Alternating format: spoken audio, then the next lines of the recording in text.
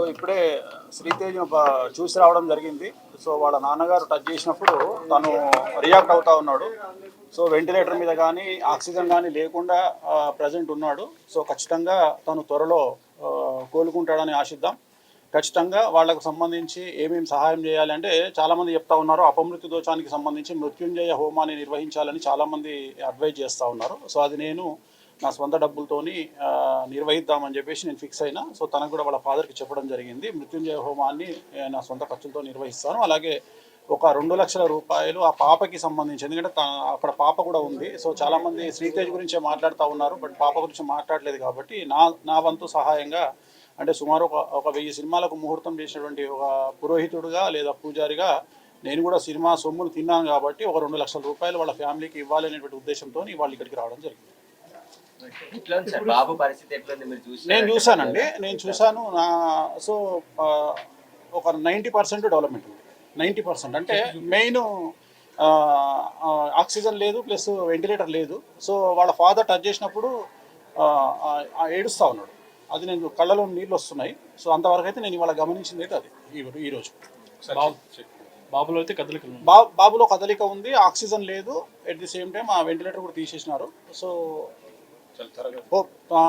ఒక నెల అటు ఇటు అయినా ఖచ్చితంగా కోలుకుంటాడు అనేటువంటిది నా ఉద్దేశం. దానికోసమే మన మృత్యుంజయ హోమాన్ని కూడా ఈ వారంలో నిర్వహించడానికి నేను నిర్ణయం తీసుకున్నాను. అదే ఎవరైతే అపమృత్యు దోషం అంటే దగ్గరగా ఉంటారో, క్రిటికల్ పొజిషన్లో ఉంటారో వాళ్ళు బయట పోవడానికి నిర్వహించేటువంటిది మృత్యుంజయ హోమము. సో ఆ మృత్యుంజయ హోమాన్ని నిర్వహించాలి అనేటువంటిది నా సంకల్పం.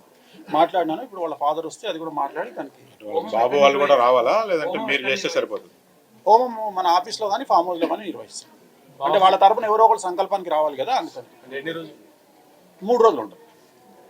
ఇప్పుడు ఏ నెలలో నిర్వహిస్తారు? ఇప్పుడే ఇమీడియట్గా చేయాలి కదా, దానికి డేట్ చేయాలి. వాళ్ళ ఫాదర్ ఎవరన్నా ఒకళ్ళు వాళ్ళ తరపున సంకల్పం చెప్పడానికి రావాలి కదా, అందుకని.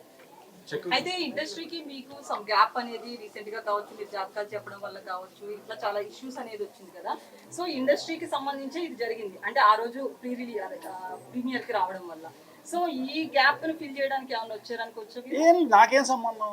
ఇప్పుడు జాతకాలను బట్టి జరుగుతాయి ఏదైనా కానీ. ఇప్పుడు అల్లు అర్జున్ జాతక రీత్యా ఆయనకు 6వ ఇంట్లో శని ఉన్నాడు కాబట్టి అది జరుగుతుంది. ఎవ్వరు అతిథులు కాదు. నేను చెప్పదలుచుకున్న పాయింట్ ఏంటంటే కలియుగంలో డబ్బు ఎక్కడ ఉంటుందో రిస్క్ అక్కడ ఉంటుంది. There is no development in comfortable zone. ప్రతి దగ్గర సమస్యలు ఉంటాయి, సమస్యలు ఉండకుండా ఎక్కడా ఉండదు. సో వాళ్ళు ఫేస్ చేయాలి అంతే. వచ్చినప్పుడు నేను ఎట్లా అయితే కష్టకాలంలో నేను ఫేస్ చేస్తానో సమాజంలో అందరూ ఫేస్ చేస్తారో ప్రతి ఒక్కరు ఫేస్ చేయాల్సిందే. అనుకోని ఒక సంఘటన కావాలని ఎవరు చేయరు. సో లక్షల మంది గ్యాదర్ అయినప్పుడు, 1000 మంది గ్యాదర్ అయినప్పుడు కొన్ని ఇన్సిడెంట్ జరుగుతాయి. జరిగినప్పుడు అల్లు అర్జున్ జాతకం బాగుంది అని ఇప్పుడు కూడా చెప్తున్నా. మార్చి వరకు బాగాలేదు, మార్చి 29 నుండి బాగుంది. షష్టగ్రహ కూటమి అనేది చాలా మంది లాస్ట్ టైం చెప్పినప్పుడు అప్పుడే బాగుంది. ఇప్పుడు కూడా చెప్తా ఉన్నా, నేను ఇప్పుడు కూడా అదే మాట మీద ఉన్నా. జాతకం బాగుండడానికి ఇలాంటి ఇన్సిడెంట్లకు సంబంధం లేదండి. ఇలాంటి ఇన్సిడెంట్ వేరు.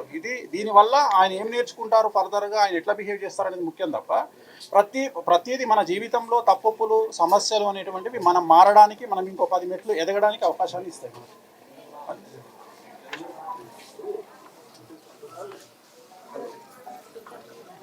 సో లోపలికి వెళ్ళి చూడడం జరిగింది.